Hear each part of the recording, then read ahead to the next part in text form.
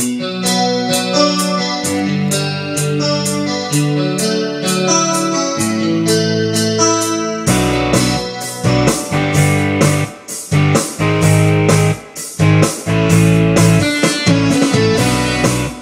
thân hờ đột mi vỡ hờ cây thân lung mi tay thiêm ung tê hà mô lắm tư du na nghe xin khi in liền mưa lướt na tôi bi du mi làm mơ tân ngày na ca chan lại suốt na đột mi vỡ hờ chân lưu tu mi cả thiêm lệ mi mi độ yếu phá quy đừng hụt qua cây lại yên vô tư cho tôi tông nơi lao lúc nắng ngày từ nào giấc chiều đã in lưng cho nó lên trên lại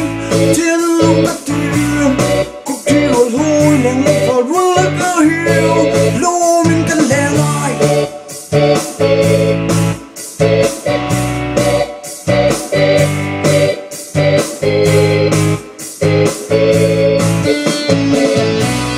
lên lô lôi nhì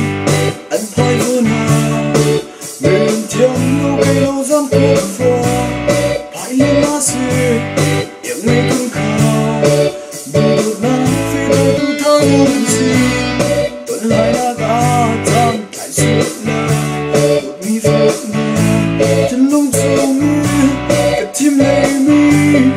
mi độ yếu phá quy vượt qua cây lên vô tư